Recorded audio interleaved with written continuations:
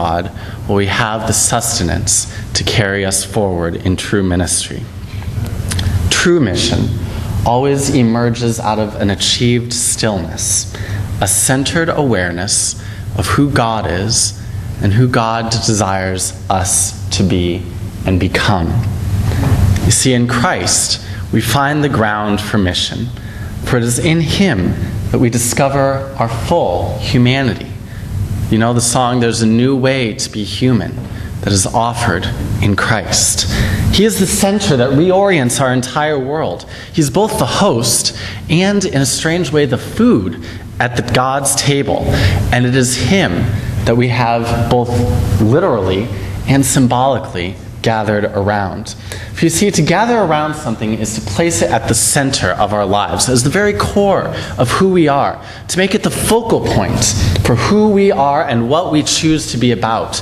We gather around Christ as the sacred community for healing. We gather around Christ as the sacred community to offer service. We gather around Christ as the sacred community, expecting that we will be transformed, that we will be made new. We gather around Christ as the sacred community in worship and in prayer.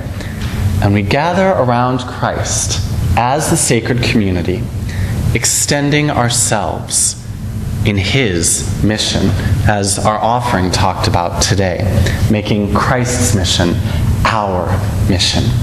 You see, this is why we have gathered this morning around a table that's so much more important, so much more crucial to my life than any table that I could find at Yenching's or any other restaurant. This is why we have come together as a body of believers to unite in one meal that changes our lives more than any other ever will. We gather at the table in remembrance to join with Christ in His work. We celebrate, we are excited about His transforming grace within us and within our midst as we take Him into our lives, literally letting His message become part of our DNA, eating the food that is the symbolic center of all that we are, of something that is far beyond any description we could offer in words. So what happens in your heart, in your mind, when you receive the symbol of Christ into you? Do you expect to be changed? Or do you merely take the bread and the juice and say, that tasted good? How do you expect to be changed this morning? And each time that you encounter the risen Christ, what does it mean for you to place Christ at the very center, that which is the last one standing above all else? The one to whom you orient your life around. And maybe just as important, who are you sharing the table with? Look around you. No, I'm serious. Look around you.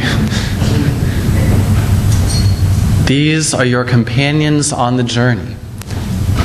But we can't be content to only share Christ with those who are here in this room.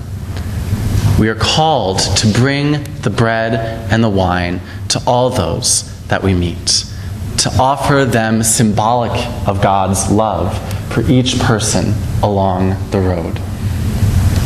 Who have you invited into the sacred experience of breaking bread and sharing the cup together?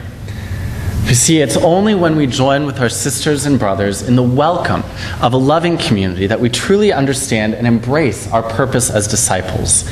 It's here that we share in the overwhelming generosity, more than huge bowls of rice and cashew chicken, the overwhelming generosity of God's table, where we are filled, literally where our mission finds fulfillment.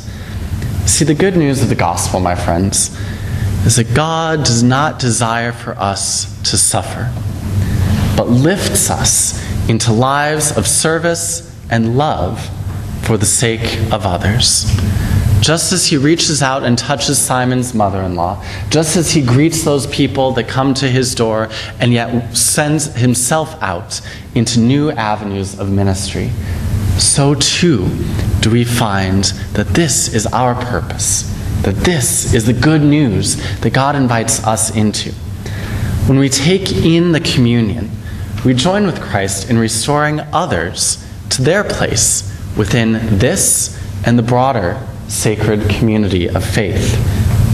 We cannot sit passively by and just watch the world writhe away in pain.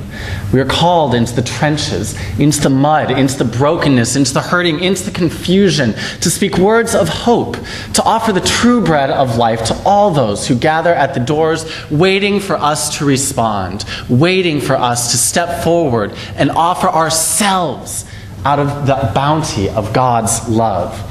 We offer a meal that lasts longer and works deeper than any brunch, no matter how large the bowls and the portions are. We partner with God in reaching out to those who have been cut off, whether by their own choice or by our division, from the sacred community, and invite them back to be known, to be loved, to be restored to where they belong, as part of us and a part of God's entire human family. You see, we partner with God in offering Christ's love to be agents of transformative mission in the world that is filled with such desperate need. The question before us in this moment and every moment is, how will we respond?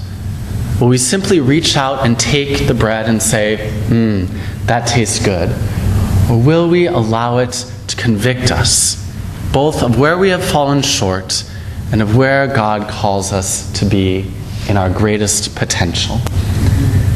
We who have been touched by the grace and the healing of Christ can't help but get up from this moment, from these chairs, and go forth to serve, just as the mother-in-law couldn't help but do anything else but serve.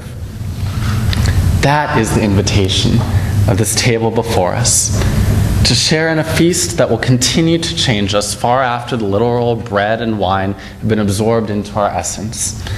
As we gather around the table of Christ, this table, the food that has come to us, we realize that we do not come alone. We come as family, celebrating the Lord that we have all come to know, the one who reigns in our lives. Our meals at Yanqing were monthly, but they weren't random. It was our three families' commitment to each other to go out for this special meal on the first Sunday of the month, right after church, to break the fast that we had shared in with a feast, symbolic of the greater feast of the communion table that we had just shared in at church. And we always left filled, both by the food, by the fellowship, but ultimately filled by the love, which lasts longer in my life than the taste of the crab rangoon ever will, amazing as it was. Month after month, year after year, it was our sacred ritual to come together, uniting our lives revolved around a meal, a symbolic center for something far greater than any description I could ever offer you. I hope that you like to eat as we come to the table. I hope that you love to eat as you come ready to receive the communion into you.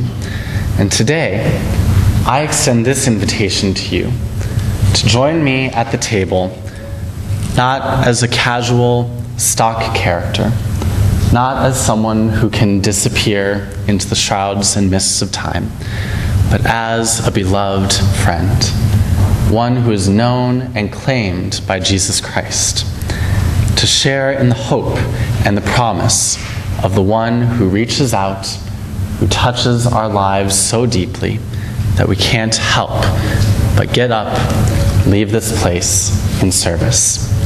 Would you join me at the table?